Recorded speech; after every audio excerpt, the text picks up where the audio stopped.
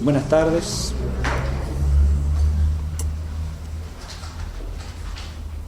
En el nombre del Padre, y del Hijo, y del Espíritu Santo. Amén.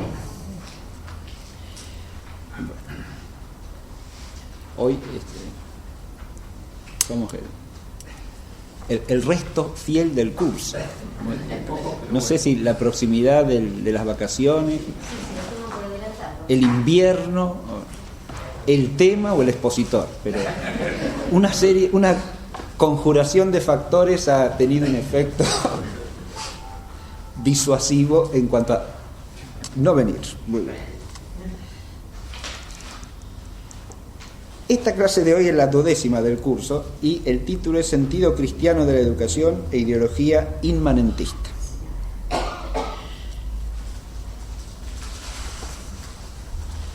Voy a hacer un doble preámbulo a esta clase, una doble introducción. En primer lugar, me parece importante hacer una suerte de recapitulación y retomar una idea que apareció ya en la primera clase, que es la visión de las formas históricas de pedagogía, para situar ahí el tema de hoy. Porque en la primera clase yo hablé de una serie de formas históricas de pedagogía, tomando 3 líneas fundamentales. Primero, lo que podríamos llamar la pedagogía tradicional, que pertenece a la esfera del saber vulgar y que se da en toda sociedad, en toda cultura. Segundo, la pedagogía clásica, que tiene su origen en Grecia, en la antigua Grecia, con el concepto de paideia y con el desarrollo de la paideia helénica, y con la reflexión filosófica acerca de lo que es la paideia. Ahí tenemos la base de toda visión filosófica de la educación y las raíces de una pedagogía sistemática al mismo tiempo. Y la tercera forma histórica que mencioné fue la pedagogía cristiana, enraizada a su vez en la pedagogía veterotestamentaria. Ahí ya saltamos del plano del saber humano, vulgar o filosófico, al plano de la revelación y a la asunción de toda pedagogía de orden humano en la revelación divina, a la luz de la revelación divina y en orden al reino de Dios. Dije que esas 3 formas de pedagogía no hay que considerarlas como etapas sucesivas, sino como 3 líneas de las que se puede señalar un origen histórico, un punto de partida, pero no un fin, porque cada una de las 3 se continúa y asume la otra, porque la pedagogía clásica, sistemática, helénica, no suprime la pedagogía tradicional, la presupone y la integra desde una reflexión superior. Y lo mismo pasa con la pedagogía cristiana. No suprime, no elimina ni la pedagogía tradicional ni la pedagogía clásica, sino que las asume dándole su sentido último a la luz del misterio de Cristo y desde la vida del misterio de Cristo, dándole sentido tanto en el orden teorético como en el orden práctico. Pero cuando llegamos en ese desarrollo, en esa visión panorámica histórica al siglo XVIII, nos encontramos con la emergencia, con el surgimiento de un enfoque acerca de la educación y de un estilo de pedagogía que rompen con todas las líneas anteriores. Por eso puse ahí el rupturismo iluminista. Rompen con todos los presupuestos tradicionales de la pedagogía, los desprecian, los rechazan y pretenden edificar desde una base totalmente nueva la educación humana. A partir de allí, a su vez, nosotros podríamos discernir 3 líneas distintas que discurren paralelamente desde el siglo XVIII hasta el presente. Por un lado, el desarrollo de esa ideología inmanentista que, por ser tal, rompe con todo lo anterior. Es inmanentista porque parte de la negación de toda finalidad trascendente de la existencia del hombre y de la educación humana, por lo tanto.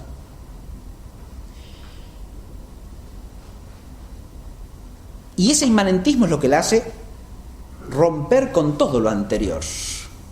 Aún su pretensión de volver a lo clásico, a lo precristiano, es una pretensión totalmente ficticia, porque es bien sabido, y es una cosa realmente indiscutible seriamente, que la interpretación neoclásica que hace el siglo XVIII de la antigüedad griega y romana es una ficción ideológica que reduce a una visión racionalista una visión antigua que, si bien está inmersa en el paganismo, tiene un sentido muy profundo de la trascendencia.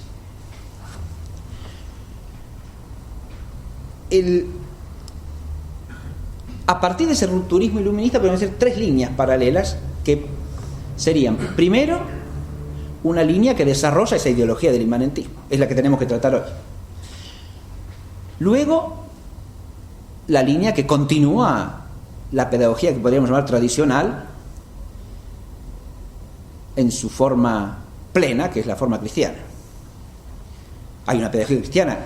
Lo vimos en la clase anterior de la profesora Calice cuando al final ya se refirió a San Juan Bosco, un gran pedagogo cristiano del siglo XIX.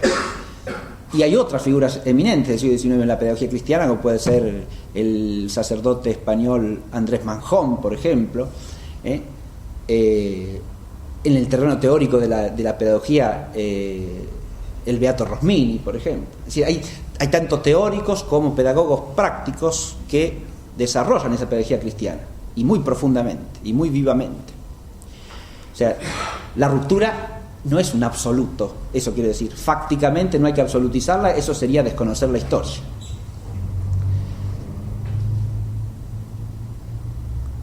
Desconoceríamos también la cantidad de congregaciones educadoras católicas que hubo a lo largo del siglo XIX, por ejemplo, que nacieron en el siglo XIX para desarrollar esa forma de pedagogía que es la pedagogía cristiana.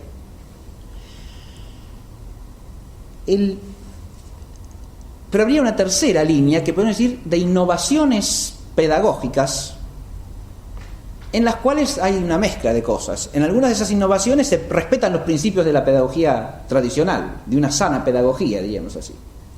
En otras se mezclan elementos que son clásicos con elementos que proceden de la ideología iluminista, y en otros la innovación está basada toda ella en la ideología inmanentista.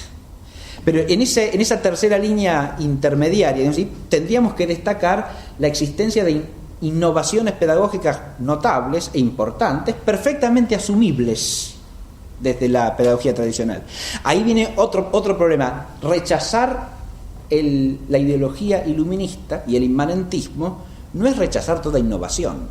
Ahí viene un problema para nosotros desde el punto de vista, diría yo, ideológico y hasta propagandístico, porque el estereotipo vigente hace que se entienda que si nosotros rechazamos eso, o si uno se opone, qué sé yo, a la Revolución Francesa y sus consecuencias, inmediatamente es un reaccionario que no quiere saber de ninguna clase de innovación posible, ¿no?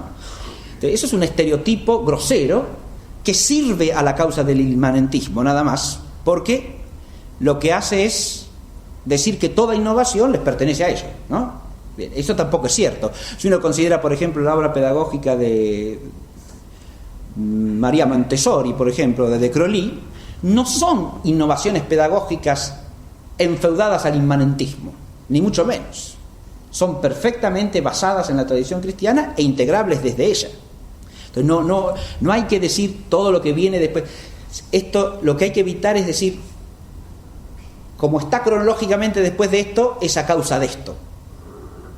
Es un sofisma muy grosero, ¿no?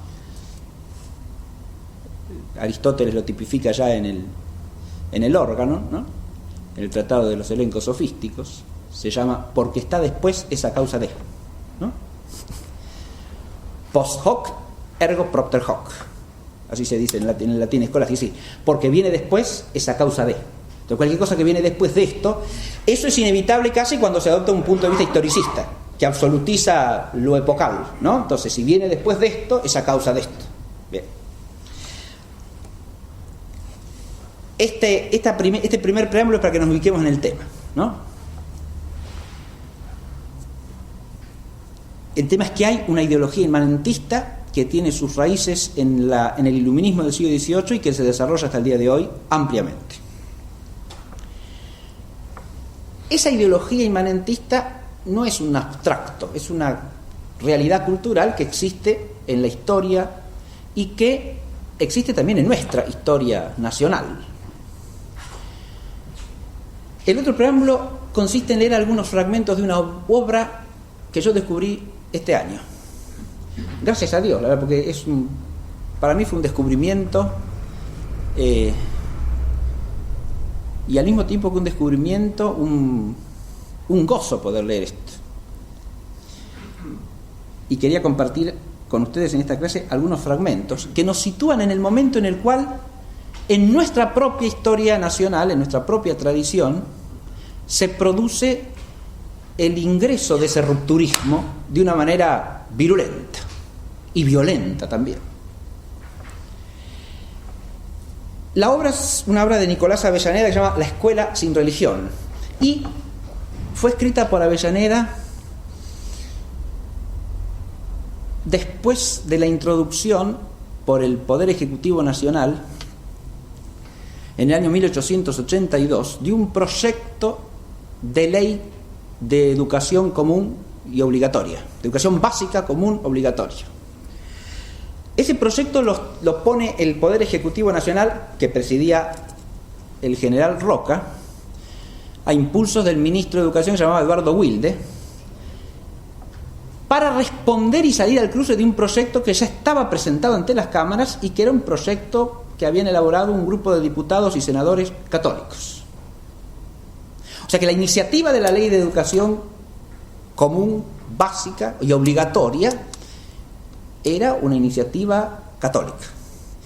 Para salir al cruce de esa iniciativa, el Poder Ejecutivo saca un proyecto propio, que es el que finalmente se va a aprobar 2 años después. La primera votación sale frustrada porque el Senado rechaza el proyecto del Ejecutivo. En ese momento, Nicolás Avellaneda era senador nacional y de alguna manera lideró el grupo que en el Senado se opuso firmemente a la aprobación del proyecto del Poder Ejecutivo. Después de ese primer rechazo, el Ejecutivo va a insistir 2 años después y va a sacar la aprobación de la ley, no porque el Senado lo vote mayoritariamente, siguió votándolo contra el Senado, pero no tuvo los 2 tercios necesarios para volver a rechazarlo según el trámite constitucional. Entonces quedó aprobado. En diputados el Ejecutivo tenía mayoría, así que lo sacaba automáticamente. En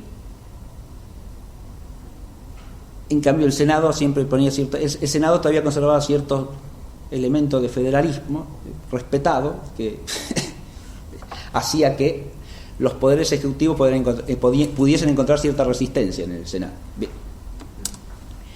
Bien. Después del primer rechazo del proyecto, Avellaneda escribe este librito que se llama La Escuela sin Religión. Yo voy a leer algunos pasajes del el librito. Tiene en total 247 páginas, ¿no? Un librito muy breve. Se editó en el año 1883, en la edición original. Esta que yo tengo fotocopiada es ya después de la muerte de Avellaneda, en una colección de escritos de él que se publicó en una 20 de volúmenes, ¿sí?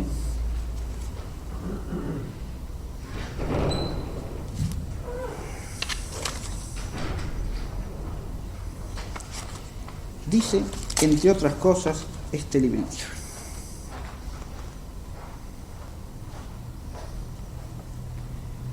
Debemos ante todo darnos cuenta de lo que pasa. Muchos se sorprenden del ruido que se hace alrededor de esta cuestión y otros responden que ella será siempre más grande que todo ruido. Inútil sería disimularlo. Nunca hubo otro asunto legislativo que haya alcanzado este raro o triste privilegio de remover tan poderosamente los sentimientos de la nación.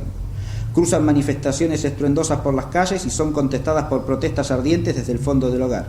Millares de nuestros conciudadanos acuden por vez primera al derecho de petición para hacer penetrada hasta el recinto legislativo la expresión de sus votos, queriendo al mismo tiempo presentar con sus firmas un escrutinio de la opinión nacional.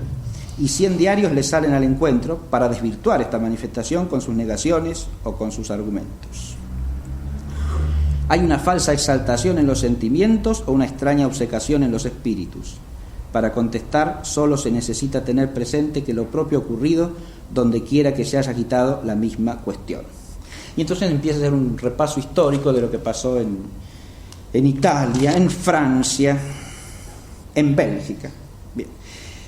Después de esto pasa a considerar los antecedentes históricos del proyecto que había presentado el Poder Ejecutivo Nacional y lo encuentra en las 2 leyes vigentes en ese momento y aprobada hacía pocos años en Bélgica primero y en Francia después.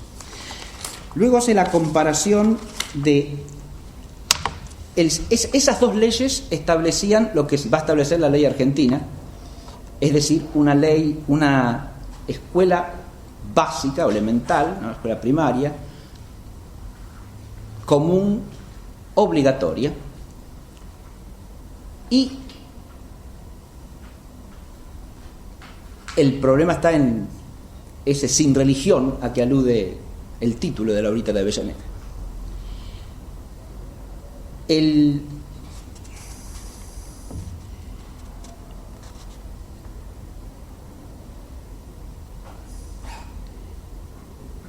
punto lo considera poquito después.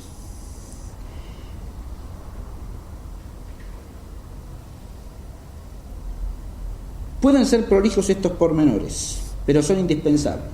Necesitamos especificarlos aún más porque encierran la verdadera clave de la cuestión y se habrían ahorrado controversias estudiándolo con detenimiento.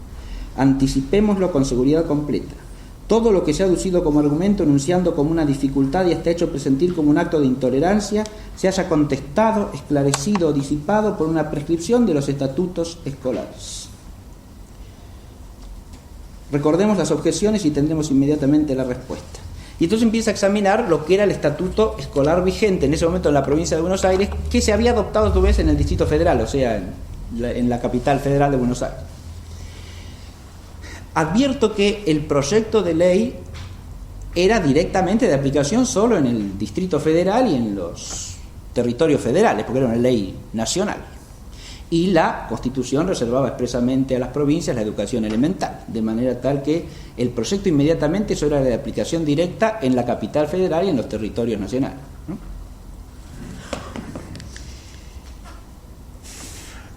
Ese estatuto que tenía vigencia correspondía a una escuela donde se enseñaba la religión. La enseñanza de la religión estaba en principio estaba incluida en el total de la enseñanza escolar de todas las escuelas públicas argentinas. En ese caso de la provincia de Buenos Aires, el estatuto que él examina, pero en las otras provincias era análogo.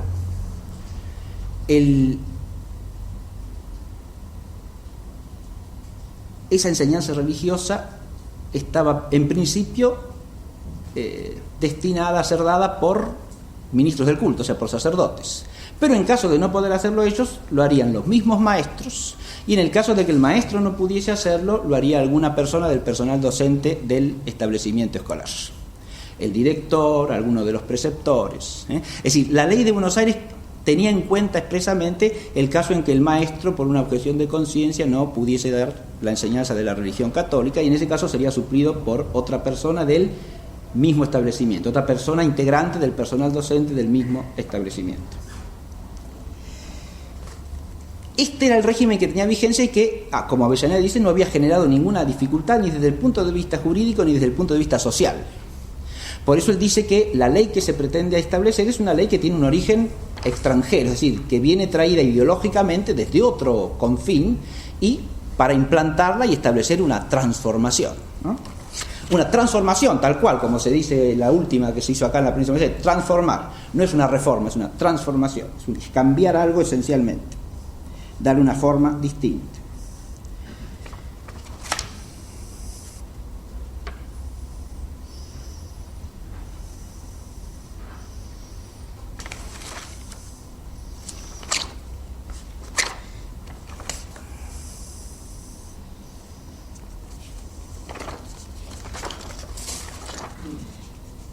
Hay una frase que se repite a cada momento, dice bastante más adelante en el texto, y es que la educación dada en la escuela debe ser integral, es decir, abarcar al hombre entero. El aforismo es más verdadero desde que se hace la educación obligatoria. Luego la escuela debe ser religiosa, porque sin serlo no puede ser cultivado el sentimiento moral que forma ciertamente el objeto primordial de la educación. ¿Qué es educar? No es precisamente pasar de la cabeza del maestro al discípulo una noción, un dato o una fecha, no es marcar un ser con el sello de otro ser. La enseñanza no es una incrustación.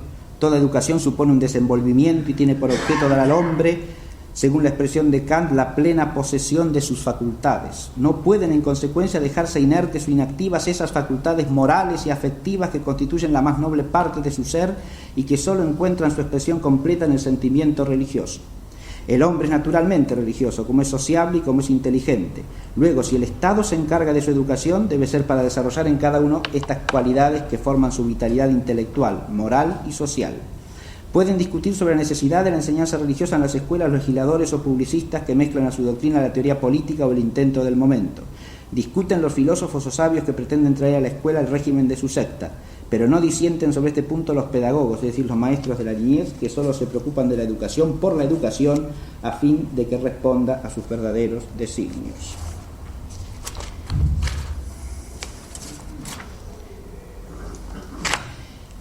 Otra cosa que hace el librito es distinguir el régimen que establece la ley francesa y la belga de lo que pasaba en países como Estados Unidos o Inglaterra, donde la escuela lo que no tenía era una enseñanza determinadamente confesional en virtud de la pluralidad de denominaciones religiosas, pero no era una enseñanza arreligiosa la de la escuela pública, ni inglesa ni norteamericana, sino que implicaba la lectura de la escritura todos los días, comenzar las clases con oraciones, es decir, la religión estaba presente en la instrucción, en los contenidos de la instrucción, en la vida y en la actividad de la escuela, solo que no correspondiendo a una denominación determinada en virtud de la pluralidad de denominaciones que era amplia y abarcaba al conjunto de la sociedad, cosa que no se podía aplicar a la sociedad argentina.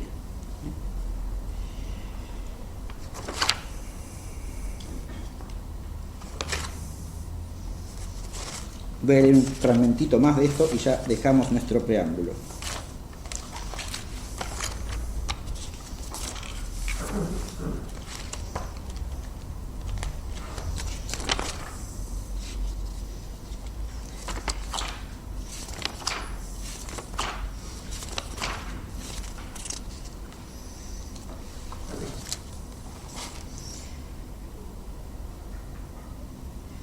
El artículo 8 del proyecto, dice Avellaneda, dice que la enseñanza religiosa solo podrá ser dada por los ministros de los diferentes cultos fuera de la hora de clase. Así, este artículo 8 solo sirve para comprobar la exclusión que se hace en la escuela de la enseñanza religiosa y no reviste bajo otro aspecto seriedad alguna. La declaración facultativa, la religión podrá ser dada, no necesita descender del proyecto como un favor, puesto que se deriva de la Constitución misma y de los derechos primordiales que tienen hoy asegurados los hombres de la sociedad moderna. Nótese sobre todo que esta religión facultativamente enseñada queda siempre fuera de la escuela.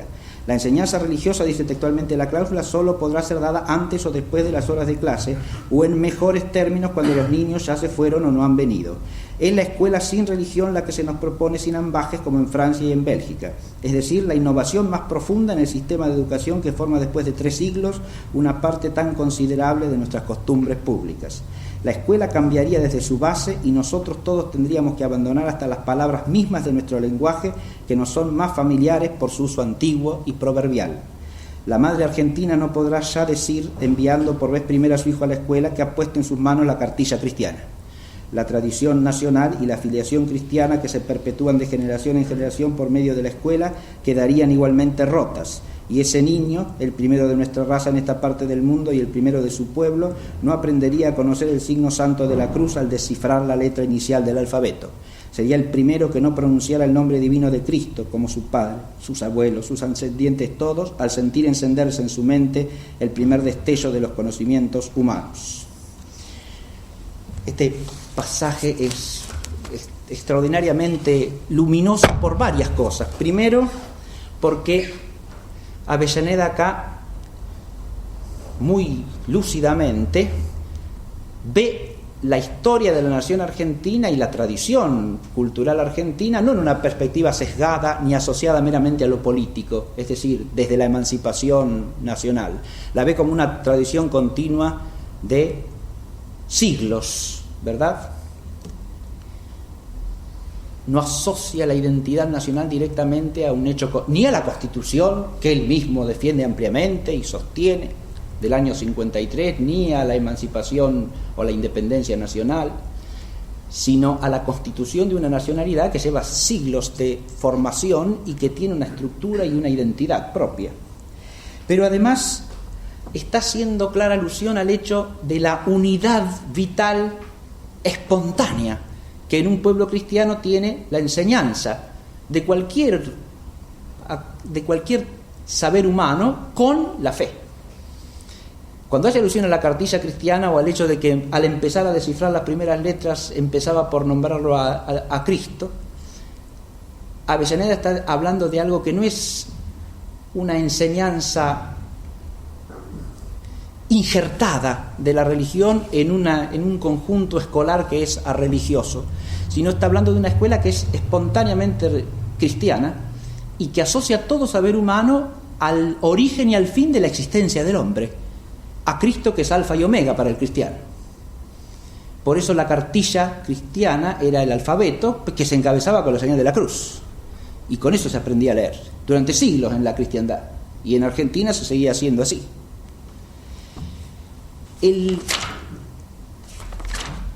Esto que dice además Avellaneda sería la transformación, o dice la innovación, ¿no?, más profunda en nuestro sistema educativo, en nuestra historia.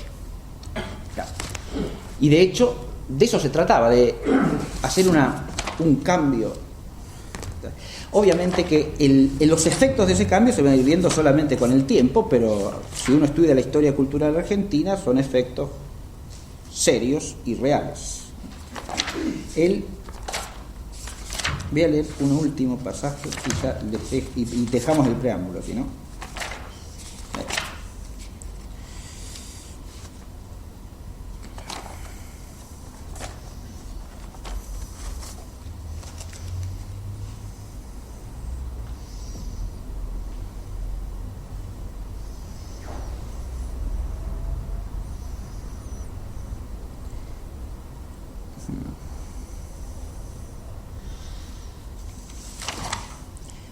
Oigamos, acaba de citar a Froebel, ¿no?, el gran pedagogo alemán, y dice: oigamos el alto consejo del maestro alemán.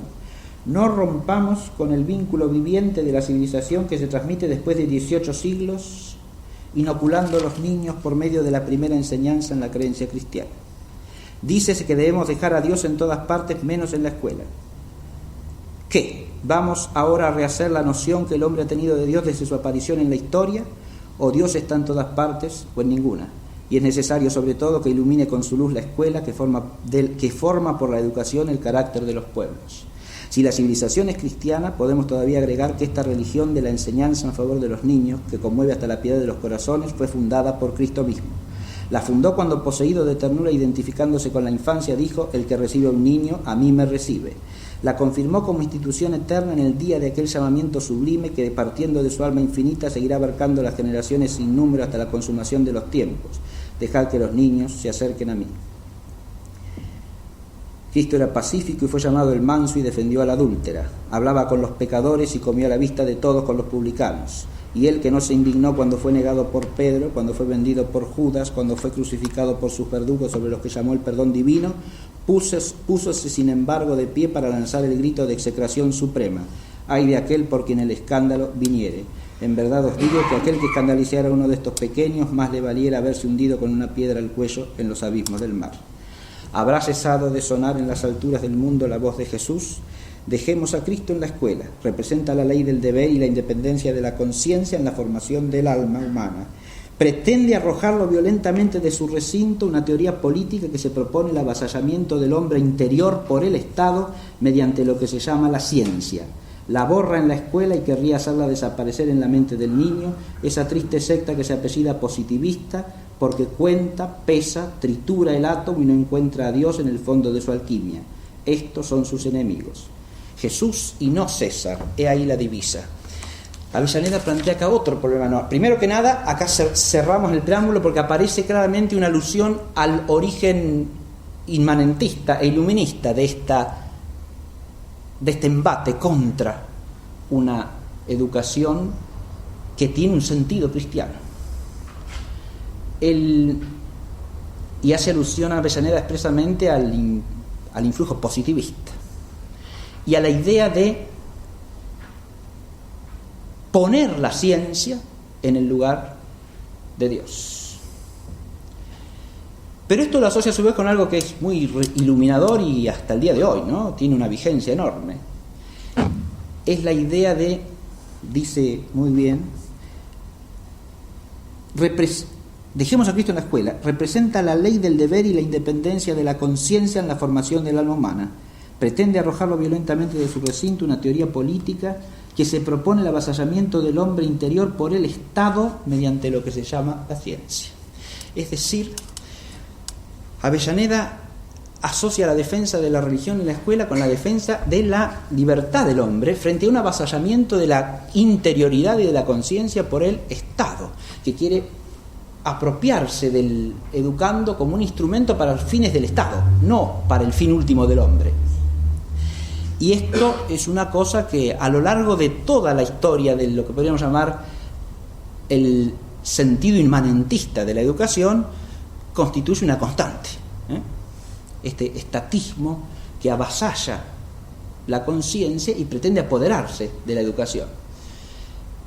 La idea del Estado educador ya es un invento del inmanentismo, porque el Estado de suyo tiene una función política,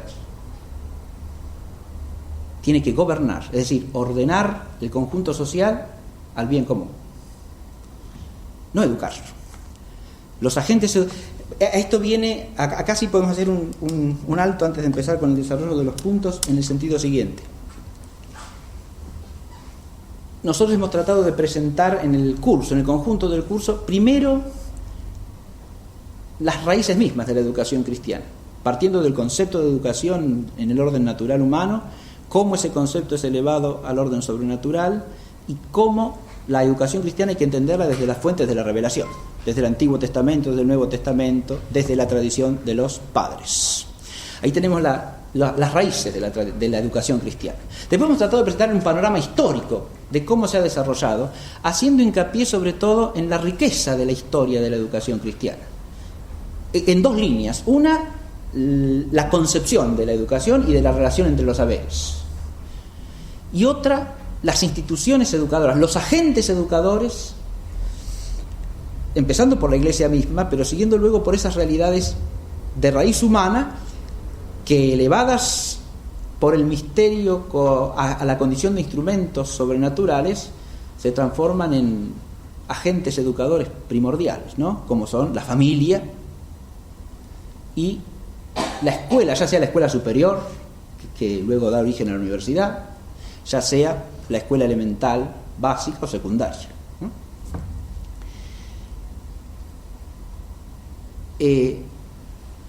El conocimiento histórico de esto yo creo que es una ausencia enorme que tenemos hoy, incluso a nivel de la formación docente en nuestros institutos católicos. No se enseña la educación desde el punto de vista histórico. Esa temática tan hermosa que nos presentara la clase pasada la profesora Calice, o la historia de las instituciones universitarias de la que habló Andrés, o el panorama de la familia como agente educador a lo largo de toda la historia del cristianismo y de la cristiandad. Todo eso es ignorado incluso por nosotros mismos, no lo tenemos en mente a la hora de hablar de educación. Y entonces nos movemos como sin raíces, como si hablar de educación y referirse a educación implicara siempre necesariamente moverse en el horizonte de lo inmediatamente dado y nada más. Con estos dos preámbulos, el primero ubicando el problema del inmanentismo, de la concepción inmanentista, y segundo mostrando la repercusión de esa problemática que surge en el siglo XVIII en la propia historia argentina, ya los hemos introducido en el tema. Yo quiero desarrollar nada más que 4 puntos, muy brevemente ya, ¿no? El primero es el núcleo de la ideología iluminista como ideología inmanentista y su carácter anticristiano, ¿no? Para mostrar cómo lo primero de lo que tenemos que tener conciencia es la existencia de la ideología iluminista. Este es otro problema hoy día. Nos movemos rodeados por discursos que son inmanentistas y ni nos damos cuenta. La primera cosa que tenemos que hacer es un esfuerzo de lucidez desde la fe y desde la inteligencia racional humana para discernir este hecho histórico y la presencia amplísima que tiene el inmanentismo como forma de pensar en nuestra sociedad.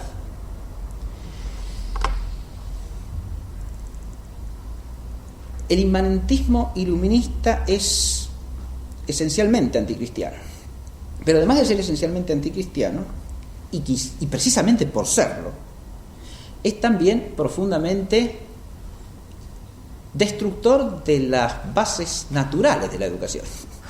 Eso es lo que quiero mencionar en el segundo punto. La ideología inmanentista disuelve la propia paideia. Es decir, no deja en pie el sentido cristiano de educación, obviamente, porque es una ideología elaborada contra el cristianismo. Pero al mismo tiempo, una ideología inmanentista es obviamente anticristiana. Pero al mismo tiempo es profundamente antihumana. Esto es lo que hay que advertir. Es decir, no solo suprime el sentido cristiano de la educación, suprime también la educación en el sentido plenamente humano. El concepto clásico de la paideia queda disuelto, queda ideológicamente abolido. Eso es lo otro que hay que advertir. Lo tercero que quiero mostrar son algunas estrategias ideológicas del inmanentismo iluminista y su proyección en la educación. Y por último, ¿qué tenemos que tener en cuenta nosotros para, de alguna manera, hacer frente a esto? Eso brevemente. Muy bien. Empiezo por la primera, la ideología iluminista, el inmanentismo y el anticristianismo. Que la ideología iluminista es inmanentista, eso es algo que conoce cualquiera que la haya estudiado alguna vez con cierta profundidad. La ideología del iluminismo desde sus raíces es inmanentista porque parte de la negación de lo sobrenatural. Ese es su objetivo primario, negar lo que el cristianismo llama sobrenatural. Para negar eso tiene que dar al Dios de la fe, o sea, al Dios verdadero, y por lo tanto la auténtica trascendencia. Esta finalidad ideológica primaria ya nos sitúa en las raíces mismas del inmanentismo. Inmanentismo en última instancia quiere decir reducirlo todo al horizonte de lo temporal. Por eso inmanentismo es indisociable de secularismo. El hombre vive en el tiempo y solo para el tiempo. La existencia humana agota su sentido en el tiempo. Y todas las finalidades personales, sociales, históricas, posibles y aceptables culturalmente, tienen que ser de orden temporal. Ese secularismo es la consecuencia necesaria del inmanentismo.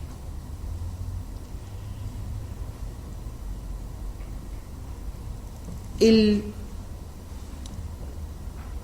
inmanentismo iluminista se puede presentar bajo distintas variantes, pero siempre es, de alguna manera, negador de la auténtica trascendencia. Y en eso es perfectamente objetivo hablar de inmanentismo, para referirse al todo de la ideología iluminista. Eso es algo que los propios iluministas declaran con toda explicitud. No hay que rebuscarlo, digamos, ¿no? Uno podría objetar que en algunos se habla de cierta presencia de Dios, en algún aspecto, bajo alguna condición, pero precisamente es un Dios condicionado y al servicio de la inmanencia, y si no, cancelable. El Dios como idea reguladora de la moralidad que se resuelve en la interioridad de la sola conciencia humana como subjetividad trascendental práctica en Kant es eso, ¿no? Es nada más que una idea del hombre que le sirve para ordenarse moralmente. Bien. Y que no va más allá de una idea de la sola razón, ¿no? Por eso insisto, puede haber cierto deísmo en los iluministas, como suele decirse. Un cierto ser que no es humano y que puede ser llamado Dios, pero que cumple una función prácticamente inmanente, ¿no? Y al servicio del hombre y nada más, al servicio o de la moral humana o de la razón del hombre, en cuanto le sirve para decir que hay un orden en el cosmos que está puesto por un cierto demiurgo, y entonces la ciencia conoce las leyes de ese orden, ¿no? Por ejemplo. Bien. Pero lo que está negado siempre es el Dios verdadero, el Dios creador y señor de la creación.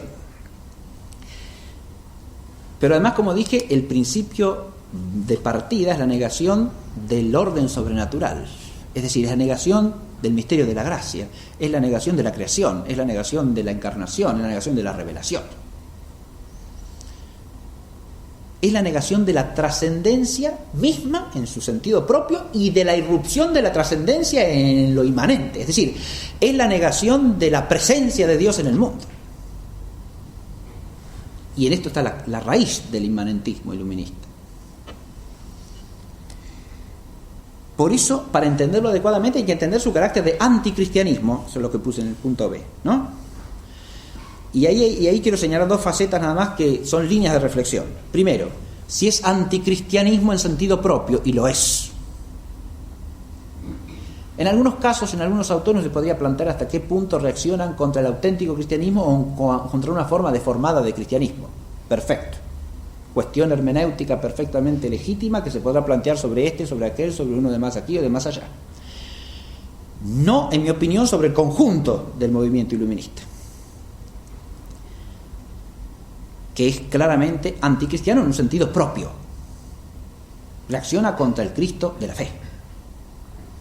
Esto se ve hasta en el terreno teológico, o más bien pseudoteológico, a partir del pensamiento racionalista de la escuela de Tübingen a fines del siglo XVIII, que empieza ya con la traslación explícita de la mentalidad racionalista inmanentista a la interpretación de la propia Sagrada Escritura, a la lectura de los evangelios mismos. Entonces, ahí empieza una literatura, empieza de manera sistemática, ya tiene precedentes en los publicistas mayores del iluminismo de la primera mitad del siglo XVIII, empezando por Voltaire, pero empieza una literatura más sistemática de demolición de la concepción de fe y de la concepción teológica tradicional del misterio cristiano y de Cristo mismo. El reduccionismo al llamado Cristo histórico, al Jesús histórico, que es un mero hombre obviamente y no puede ser otra cosa porque no hay más que lo inmanente.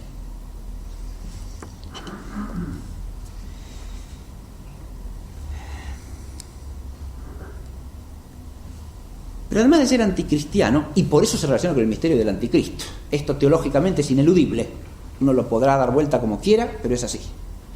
Pero el anticristo hay que pensarlo de manera profunda en sede teológica, porque como dice claramente Juan, cuando hablamos del anticristo se piensa en el Apocalipsis y en ciertas cosas, pero Juan da una definición primordial del anticristo: todo aquel que niega que el Logos ha venido en carne es el anticristo. No se trata de una figura escatológica en sentido propio, sí. Es decir, se trata de toda oposición que el hombre ponga a la verdad suprema. Eso es el anticristo. La resistencia al misterio de la verdad, a la gracia de la verdad que nos ha venido por Jesucristo. La cerrazón ante la irrupción de la gracia de la verdad. Esa es la definición propia del anticristo. Que esto tenga conexiones con la presencia del influjo demoníaco en la creación, eso está bien, lógico, sí señor. Pero el concepto del anticristo está centrado en esto, en la visión neotestamentaria. El anticristo es todo aquel que niega que el Logos ha venido en carne. Y en este sentido, la ideología inmanentista del iluminismo forma parte de ese misterio del anticristo. Yo puse en segundo lugar que es antiprotestantismo también. Esto es curioso. Yo dije, uno puede plantearse hermenéuticamente si en tal o cual autor la reacción es más bien contra un cristianismo desviado, parcializado, deformado, que contra el auténtico cristianismo. Y si uno analiza los antecedentes histórico-culturales de la mentalidad iluminista, parece claro también que en gran parte es una reacción por antítesis al fideísmo propio de la tradición protestante. Es decir, frente a un fideísmo irracionalista que desprecia la razón, la considera corrompida, deforme y enemiga de Dios, surge un movimiento racionalista que considera al revés a la fe como enemiga del hombre. Es decir, la razón, el hombre es racional. Si la fe que vincula a Dios se opone a la razón y desde la fe se dice que la razón es una abominación, el hombre, que es un ser racional, para defenderse de eso tendrá que decir que lo que es una abominación es la fe, que suprime la racionalidad y por lo tanto la condición humana. En ese sentido, el iluminismo es antiprotestante, está bien, es cierto. Pero yo puse acá, hay una ambivalencia del hecho ideológico. Cuando el iluminismo arremete propagandísticamente contra el cristianismo, muchas veces se está hablando de un cristianismo pensado al modo del protestantismo, es decir, irracionalista, voluntarista, extremista en la concepción de las consecuencias del pecado original. Sí, es verdad. Pero, curiosa y paradójicamente, el iluminismo, precisamente por ser una antítesis por contradicción del protestantismo en el terreno de lo que es la relación entre la fe y la razón, comparte muchos motivos con el protestantismo. Ahí está la ambivalencia del hecho. Es antiprotestante entre comillas, porque en algunas cosas coincide plenamente con el protestantismo. En cuanto el protestantismo ha negado elementos fundamentales del misterio. En la Alemania católica de Monseñor Ruta se hace memoria de una triple expresión que en la conciencia del catolicismo alemán se refería a una triple pérdida progresiva proclamada como una liberación. Primero nos liberamos de la Iglesia, después nos liberamos de Cristo, finalmente nos liberamos de Dios. Es decir, nos liberamos de la Iglesia, ahí está el protestantismo. Nos liberamos de Cristo, ahí está el iluminismo. Nos liberamos de Dios, las consecuencias últimas del iluminismo, el ateísmo formal. De modo tal que hay ahí una unidad, ¿no?, en la negación de la integridad del misterio, que además se expresa en muchas valoraciones comunes, porque la caricaturización, por ejemplo, de la vida monástica es común a la tradición protestante y al iluminismo. La caricatura de la Iglesia también, sobre todo de la autoridad apostólica, la facilidad para despreciar el misterio de la autoridad apostólica en la Iglesia y el ministerio de la autoridad apostólica. Eso les es común, en eso no difieren, y en eso tenemos que soportar un embate cultural que ya tiene más siglos que el iluminismo, porque viene por lo menos del siglo XVI y se ha ido potenciando progresivamente. Bien. Esto es una cosa de la que hay que tener conciencia también, porque hoy día sufrimos embate ideológico agresivo y poderoso del gran imperio mundial que está profundamente imbuido en su mentalidad de la tradición protestante, ¿no? Y me refiero al imperialismo cultural norteamericano. Esto es evidente, ¿no? En muchas de las formas de expresión cultural de la tradición norteamericana, ese sello de la mentalidad protestante es innegable, indudable. Es pan cotidiano, está en la manera de pensar habitual, corriente, aunque no se lo propongan. Es su mentalidad usual. Y eso aparece constantemente en las series de televisión que se nos pasan todos los días por la pantalla, ¿no?, que llegan a cada hogar, digamos. De ahí hay una fuerza enorme frente a la cual por lo menos hay que tener una capacidad de discernimiento, de saber qué es, de dónde viene y poder críticamente plantarse frente a eso. Y si uno lo comparte, celebrar que se difunda, ¿no?, pero saber de qué es.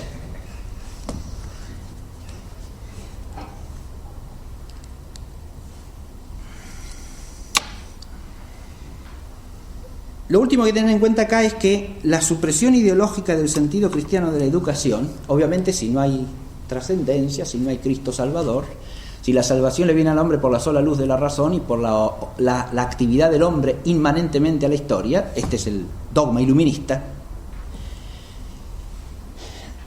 el sentido cristiano de la educación queda fuera de juego, pero es sustituido por otro, que viene a estar este sentido idolátrico. La educación tiene que servir a esto. La educación tiene que servir, si algún fin se le conserva, es este de que los hombres adquieran conciencia de que ellos son los señores del hombre.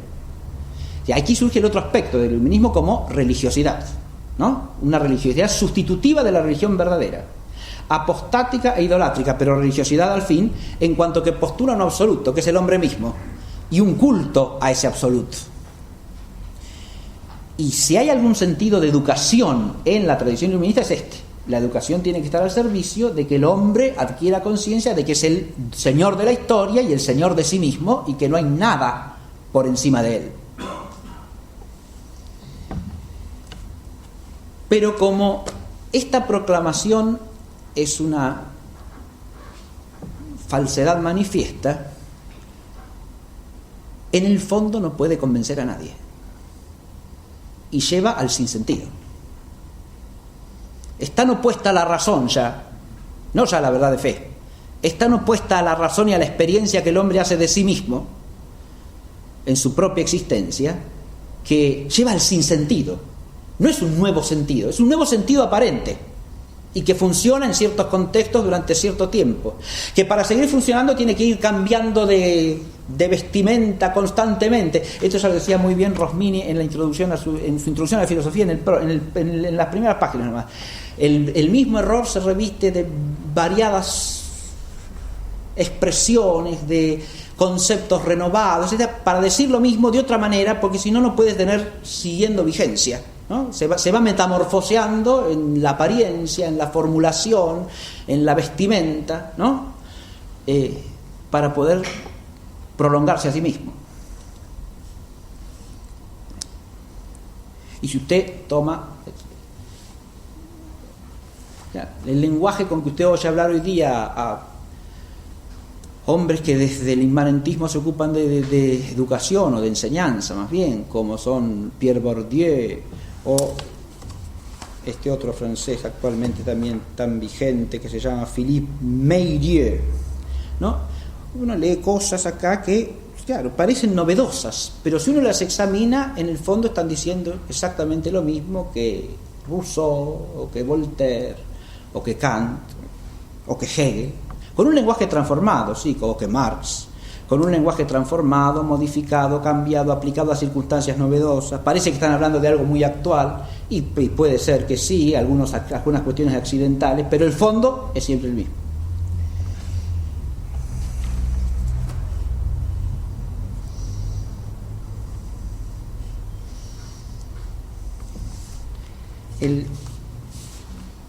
Bueno, yo quería leer algo de este, pero no voy a seguir con el esquema. Sí. El segundo punto es la ideología imanentista y la disolución de la paideia.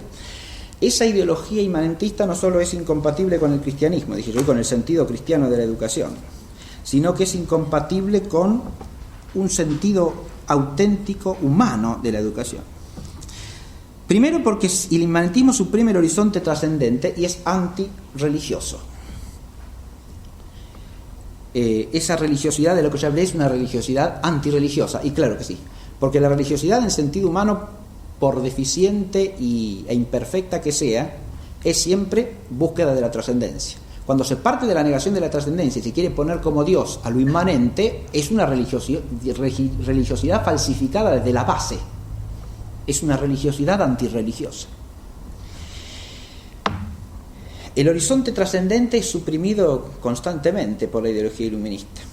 Y ese carácter antirreligioso que lo caracteriza y que lo lleva siempre a adoptar una posición, una actitud despectiva de la religiosidad, sobre todo de la religiosidad real, concreta y máxime de la religiosidad cristiana, máxime siempre, siempre más que nada de la religiosidad cristiana.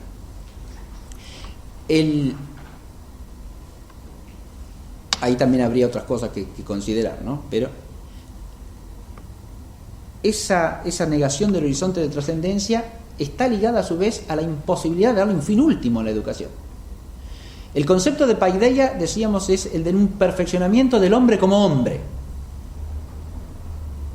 Esa primera parte de la definición ya cae con el segundo elemento de la ideología imanentista antihumano, que es la supresión de las esencias. Si no hay una naturaleza humana, ¿cómo se puede concebir la educación en un sentido clásico? Imposible.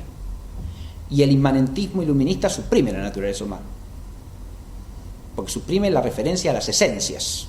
Y si no hay esencia, no hay naturaleza en el sentido clásico. Entonces, perfeccionar el hombre como hombre, pero en orden al fin último del hombre. Pero ¿qué fin último puede haber si no hay trascendencia? Al suprimir el horizonte de la trascendencia se suprime el fin último, y la educación queda reducida, de hecho, más tarde o más temprano, a un conjunto de enseñanzas inconexas. Frente a eso se puede reclamar todo lo que se quiera, hay que proponer una educación integral, construir todo, etc. Y todo eso es una declaración vana en la medida en que se parte de una concepción del hombre cerrado sobre lo temporal. Porque ahí no se tiene ni siquiera al hombre. Se tiene un hombre que ya no es hombre. Al suprimir las esencias, aparece otro aspecto esencial de la ideología inmanentista en la disolución de la paideia, que es lo que llamamos el antimetafisismo. Negar las esencias es negar las identidades y las jerarquías, porque del reconocimiento de la esencia por la inteligencia, de la naturaleza de cada cosa, viene el reconocer la identidad de cada cosa, lo que es y que lo distingue de todo lo demás, y el reconocer la posición que ocupa en el conjunto y en el orden de los seres, y por lo tanto en el orden de la verdad y en el orden del bien. Suprimiendo las esencias, suprime la jerarquía de las verdades, suprime la jerarquía de los bienes. Y frente a eso habrá que poner siempre algo que artificiosamente sea el factor aunador, determinante, lo que se propone como un ideal, porque no se puede rehuir totalmente la verdad, ¿se entiende? Por más que se niegue la naturaleza permanece. La negación ideológica del ser de las cosas no cambia el ser de las cosas. Yo siempre digo que eso es una consecuencia optimista de la sabiduría metafísica, ¿está claro? Es decir, por más esfuerzo que hagamos en abolir el ser de las cosas ideológicamente, el ser de las cosas permanece. No es cambiado por nuestros errores. Lo que cambia es nuestra actitud frente al ser de las cosas en la medida en que el error se instala en nuestra inteligencia. Eso sí. Y eso puede ser con consecuencias desastrosas, siempre, como todo error, sea el error que se comete en la esfera de la razón, sea el error que se comete en la esfera de la fe.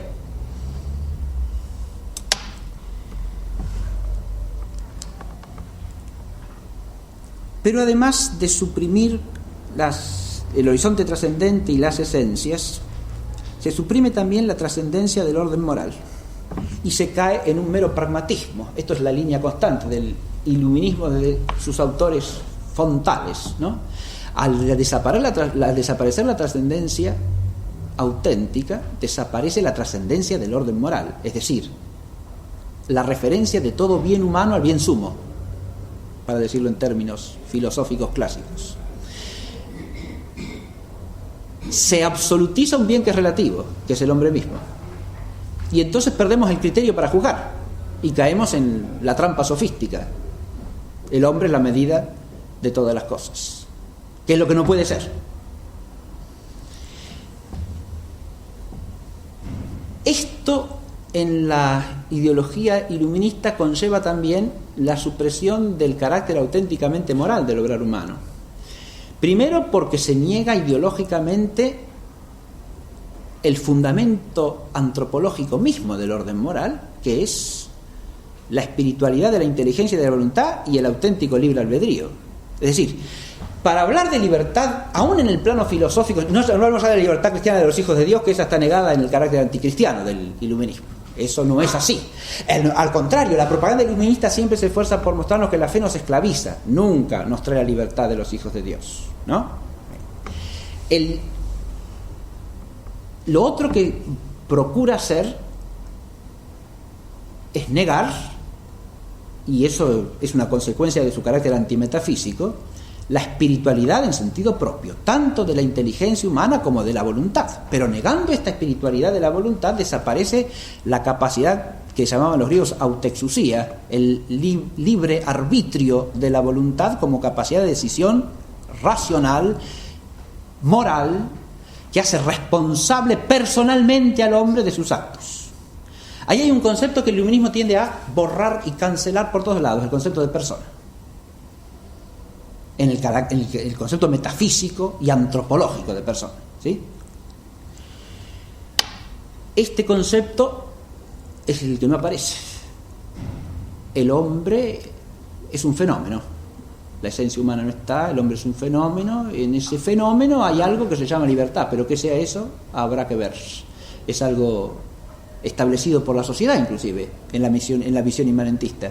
Lo que hace libre al hombre es la sociedad, la estructura social. O lo hace libre o no lo hace libre. O lo hace hombre o no lo hace hombre, inclusive. El hombre queda reducido a una despersonalización. Esto tiene dos síntomas. Un síntoma que es fáctico, diría yo, que es la pérdida de la interioridad, que se ve cada vez más profundamente. Es decir, esa pérdida del sentido de la interioridad personal, que va asociada a un modo de vida totalmente exteriorizado, fenomenizado a partir de una ideología fenomenista, entiéndase, ¿eh? No, ciertamente que hay prácticas sociales que lo fomentan, pero esas prácticas sociales cunden y tienen éxito en dimensiones desproporcionadas respecto de la naturaleza humana, porque hay una base ideológica que las hace posible y hace posible su difusión. El vaciamiento de la personalidad del hombre, en el sentido de ser personal, también va asociado a los reduccionismos del hombre a la estructura. Lo típico de todo pensamiento hegeliano, marxista, estructuralista, pero también de todas las formas del socialismo y del liberal socialismo del siglo XIX, como el pensamiento de Stuart Mill, lo mismo. El hombre no es más que una parte mecánica de un conjunto social, de un todo social. Y por lo tanto el hombre queda reducido a la estructura, de una manera o de otra. Una estructura lingüística, una estructura económica, una estructura de costumbres, una estructura de discursos impuestos por la tradición y por las reglas del poder, etcétera, etcétera.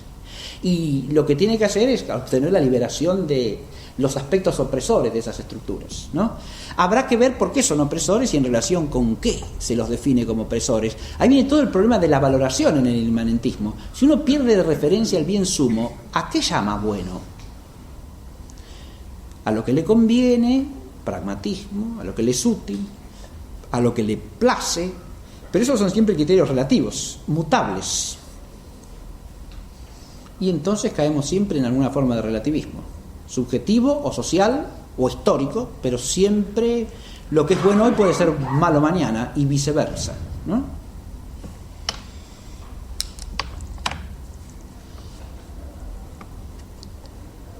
Esta supresión de la religiosidad y del horizonte trascendente, de las esencias y del fundamento metafísico del saber humano y del vivir humano, del orden de la verdad y del orden de los bienes, esta supresión de la auténtica personalidad, interioridad y libertad en el sentido clásico,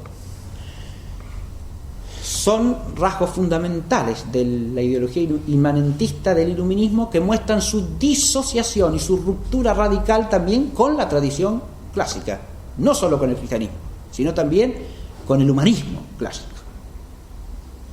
Por eso el humanismo clásico es siempre una piedra de escándalo casi para el iluminismo, y en la medida de lo posible debe ser suprimido o reinterpretado de manera iluminista. Entonces lo salvamos. Adviértese que en eso hay como si dijésemos una reproducción, pero fantasmagórica, de la asunción elevante que hace el cristianismo de la tradición clásica. Claro, hace una relectura, pero respetando la esencia del texto clásico y no tergiversándolo, sino leyéndolo desde un plano superior. En cambio acá se lo lee de un plano inferior y entonces se lo degrada, se lo rebaja constantemente. Los estudios clásicos hoy están plenos de eso. La profesora Buissel, por ejemplo, les podría hablar horas del asunto, ¿no? Y cómo los estudios clásicos hoy día dan lugar a comentarios realmente inverosímiles de los autores clásicos, ¿no? Pero sí, hay que llevar los poemas de Horacio, por ejemplo, al pensamiento de Foucault. Entonces, claro, Horacio ya no es Horacio, obviamente.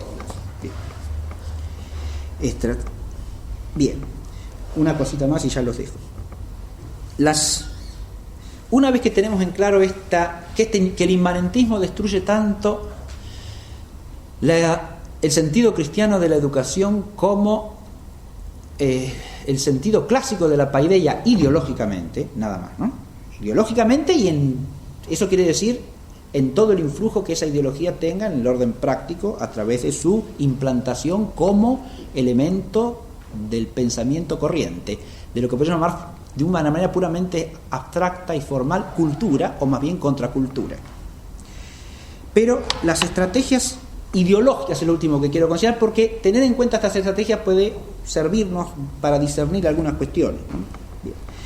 Acá puse estrategias ideológicas, hay que delimitar el asunto. No hablo de las estrategias prácticas. Estrategias prácticas serían de qué instrumentos prácticos me valgo para imponer esta ideología y para difundirla. Por ejemplo, supóngase el copamiento de la cultura artística y literaria, o la apropiación de las instituciones educativas, o el poder político, etc. Esos son, o el lenguaje.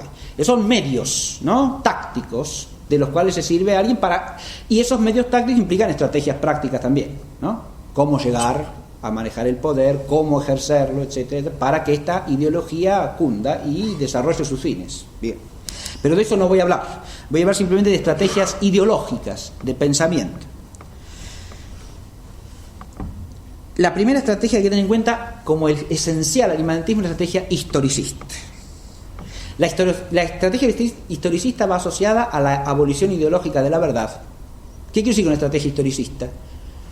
Es la absolutización de la historia, primero, y de cada época de la historia. Entonces usted puede decir, bueno, la escuela cristiana tuvo tal forma, San José de Calasanz hacía esto, bueno, pero eso era otra época, eso es de otro tiempo y haya sido superado, eso no puede existir más. Y los padres de la iglesia pensaban, bueno, eso pertenece a una época pasada que ya se canceló históricamente y estamos en otra edad de la historia. Es decir, cada cosa se puede tomar solo como relativa a su tiempo y nada más. Esto, insisto, es una ideología de abolición de la verdad. El llevarla al plano teológico es lo que hace el modernismo, por ejemplo, ¿no? Y considera los dogmas como símbolos vacíos que cada época tendrá que llenar con el contenido que le sea propio. Ahí entonces tenemos la ideología negadora de la verdad llevada a la sede de la fe misma, ¿no? Bien. Pero lo mismo vale para cualquier disciplina y para cualquier orden de cosas. Esta es una estrategia constante de la mentalidad inmanentista. Porque si el tiempo es todo, como no hay referencia trascendente, yo no puedo decir que en el tiempo se dé algo de valor perenne. No, claro. Pero adviértase, el relativizar cada cosa a su tiempo se hace desde la absolutización de una ideología que pretende ser la verdad acerca de la historia. Es decir, que la historia tiene esa estructura. De manera tal que, momentito,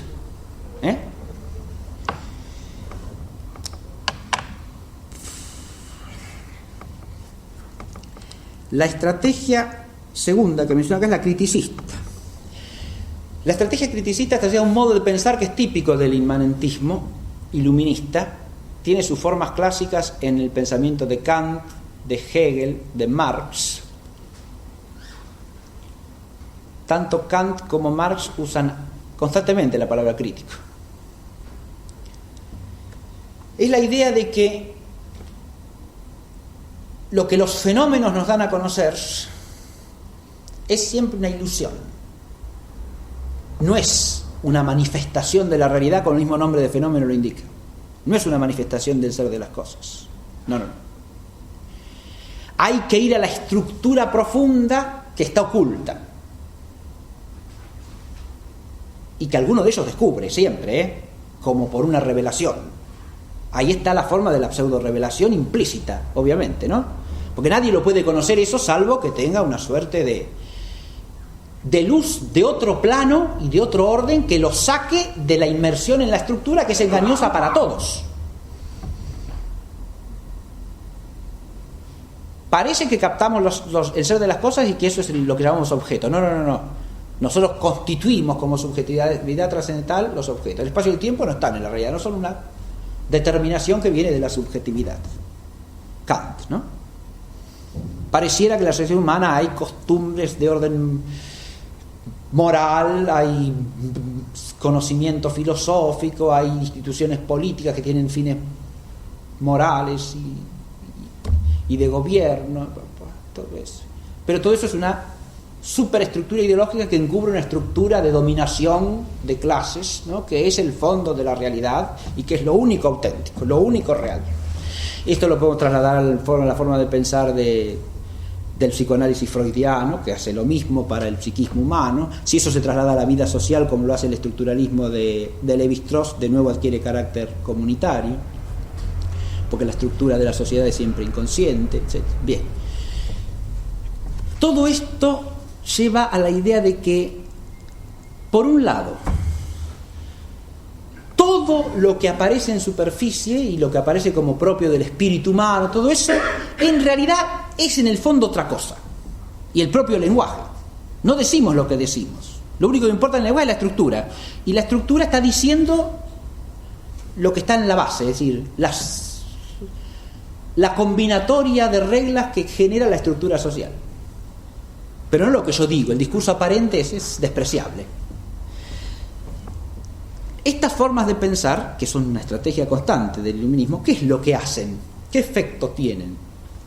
Un doble efecto. Primero, generar la idea de que solo en ese pensamiento está la revelación que salva, ¿no? Ahí está la estructura de pseudo-revelación implícita, insisto claramente. Pero por otro lado tienen un carácter, como puse ahí, catabático, para usar un término griego que es insustituible. La catábasis es el descenso a lo inferior, ¿no? La catábasis se llama en la Ilíada al descenso al Hades, ¿no? A la morada de los muertos. Sí, la catábasis es el descenso a lo inferior, al oscuro. Y toda la visión inmanentista es eso. Donde aparece algún atisbo de claridad, ¿qué ve detrás de eso? Oscuridad, bajeza, irracionalidad, estructura económica o material, que subyace a todo lo que aparentemente es espíritu, relaciones de poder que subyacen a lo que aparentemente es la cultura. Siempre es una lectura degradante del universo, del hombre y de la sociedad humana, que genera podríamos decir, un desgaste y hasta una visión cínica de la realidad, que de nuevo hoy cunde de una manera pasmosa, ¿no? Una visión, enseguida se hable de lo que se hable. Yo enseño historia, por ejemplo, ¿no? En el Instituto Terrero. Pero cuando uno estudia historia, los temas históricos, es impresionante ver cómo la tendencia espontánea, no es porque tenga la intención, pero la tendencia espontánea muchas veces es detrás de los hechos históricos a buscar una motivación mezquina, ruin, baja, siempre hacia abajo, nunca ver en el hombre la dimensión de nobleza que encierra la naturaleza humana, eso jamás.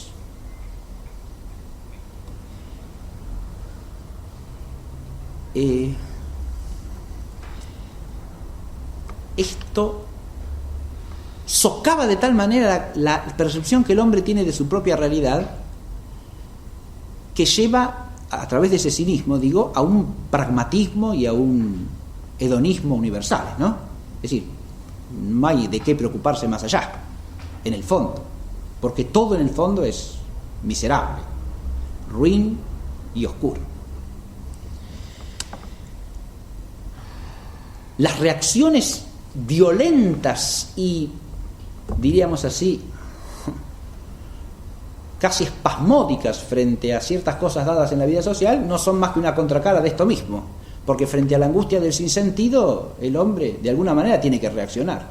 A veces son síntomas de cierta salud espiritual, diría yo, porque es una manera de no admitir ese sinsentido como una palabra final.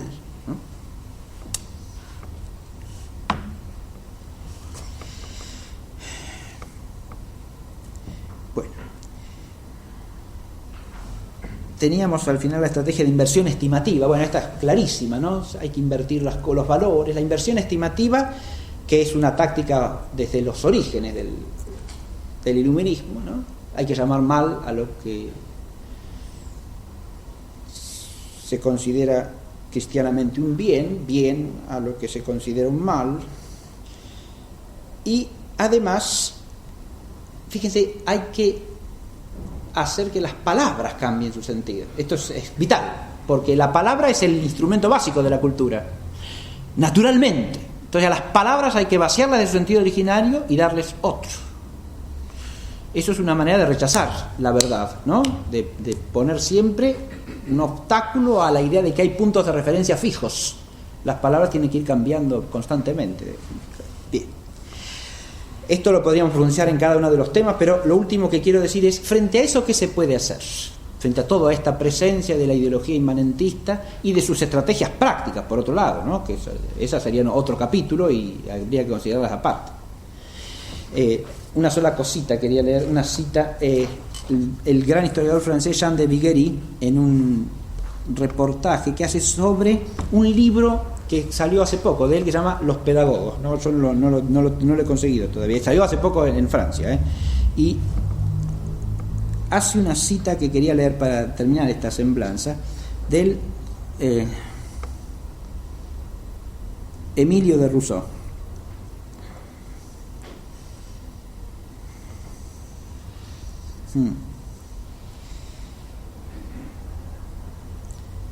Nosotros nos encontramos en el sistema de pensamiento de las luces, del iluminismo, ¿no? Lumière, puede ser, como dicen los franceses. Y no es por azar que el iluminismo es invocado en todo instante por la clase dirigente. No es por azar, es a justo título. La educación nueva de la que sufrimos hoy día los tristes efectos fue concebida por los filósofos de las luces. Estos filósofos han llamado voluntariamente esta educación que se ocupa del niño y por medio del niño de todo un pueblo, se apodera del niño, perdón, y por medio del niño de todo un pueblo, y finalmente fabrica una nueva especie humana de la cual la casta de los maestros y de los privilegiados podrá disponer a su antojo. A estos seres fabricados según medida se les hará creer que son libres y ellos obedecerán de buen grado. Es el ardid aconsejado por Rousseau al preceptor de Emilio, y este ardid, en el espíritu de Rousseau mismo, es aplicable al pueblo tanto como al niño. Y la cita de Rousseau está: qu'il croit toujours être le maître et que ce soit toujours vous qui le soyez. Il n'y a point d'assujettissement si parfait que celui qui garde l'apparence de la liberté. On captive ainsi la volonté même. Que crea siempre ser el maestro, el dueño, y que en cambio sea siempre usted el que lo sea. No hay sometimiento más perfecto que el que guarda la apariencia de la libertad, pues así se cautiva la voluntad misma. Esto, si uno lo profundiza y lo ve como una especie de quinta esencia de toda esta ideología iluminista llevada al terreno educativo, encierra una lección, creo yo, extraordinariamente profunda, ¿no? Ese hacerle creer al hombre que es el dueño de todo es la vía más directa para esclavizarlo. Frente a esto, digo, lo primero que podemos hacer, obviamente, es cobrar cierta lucidez de lo que se trata, ¿no? Esto que estamos haciendo acá, modestamente, y yo por lo menos según la medida de mis posibilidades. Eso es una cosa que se puede hacer y se debe hacer, pero eso no es todo, obviamente, ¿no? Hay que obrar también en el orden práctico. Yo diría que cada vez más vamos a tener la necesidad de emprendimientos que sean al mismo tiempo santamente audaces y cristianamente libres, ¿no? Con la parresía del cristiano, para mantener la educación cristiana tanto a nivel familiar como a nivel institucional en la vida social, y mantener una cultura cristiana, porque el panorama se va haciendo cada vez más espeso, no cada vez más claro. Y más allá de todo eso, lo que tenemos que hacer es tener la lúcida conciencia de la irreductibilidad del misterio. Eso es lo último. La última palabra acá no puede ser esta, obviamente, sino lo que he puesto allí: stat crux dum volvitur orbis. Este es el lema de la orden cartujana, ¿no? permanece la cruz mientras el mundo da vueltas. Y este mundo da vueltas, puede dar vueltas, muchas vueltas, y seguirá dando vueltas mientras exista. Pero en medio de todo permanece la cruz de Cristo. Esto es lo que nuestra fe cristiana no puede perder de vista como fundamento firme. El misterio es irreductible al tiempo, el misterio es irreductible al hombre, e incluso es irreductible a los errores del hombre y a todos los empeños del hombre por cerrarse a la fuerza salvadora del misterio. Ahora, nosotros, en la medida en que tenemos fe, tenemos la responsabilidad de anunciar el misterio, y también la responsabilidad de llevarlo en nuestras vidas en la medida en que nuestra miseria nos lo permita, ¿no? Esa cruz que permanece es, en primer lugar, la cruz pascual de Cristo, y por lo tanto es la cruz del triunfo del Señor sobre el pecado, sobre el demonio y sobre la muerte. Es la cruz de la luz definitiva de la vida que no tiene fin. Es también una cruz agonal, es una cruz sacrificial, y de eso también tenemos que participar. Lo dice expresamente San Pablo, ¿no? Seremos coherederos con Él, puesto que padezcamos también con Él. Y eso es algo que en el horizonte ennegrecido del inmanentismo tendemos a perder de vista, porque esa destrucción del sentido de las cosas, ese sinsentido que nos invade, también nos debilita a nosotros mismos, ¿no? Nos hace flacos, nos hace débiles, porque también nos hace necesitados de repararnos constantemente, aún en lo más elemental. ¿Cómo pedirle sacrificio al hombre que vive rodeado por la oscuridad, ¿no? Es difícil. Pero lo que es difícil para el hombre es posible para Dios, ¿no? Y si nos habita la gracia de Dios, esto es posible. Lo cual implica una decisión a veces dolorosa, y bueno, siempre dolorosa, pero muchas veces una decisión o una determinación que conlleva el desprecio universal en un contexto valorativo adverso. Bueno, pero eso es parte de la cruz, precisamente. Eso es parte del misterio de la cruz.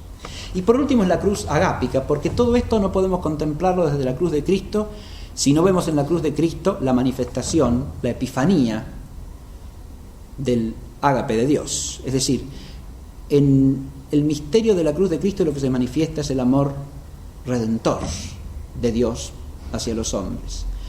Y a través de todas las tribulaciones de la historia, y por más que el horizonte se entenebrezca por aquí o por allá, cada persona humana ha sido redimida por Cristo en la cruz, en potencia, ¿no? Y el misterio redentor de Cristo y el amor redentor de Cristo tiene la universalidad cósmica de la cruz. Abarca todo, hacia arriba, hacia abajo, a la derecha y a la izquierda. Es la cruz que abarca la totalidad de la creación, en el amor que lo ha creado todo, que lo ha redimido todo y que lo llevará todo a su consumación. Y es desde ese amor de la cruz que nosotros tenemos que mirar también los problemas que padecemos en la historia, y desde ese amor tratar de dar una respuesta. Muchas gracias.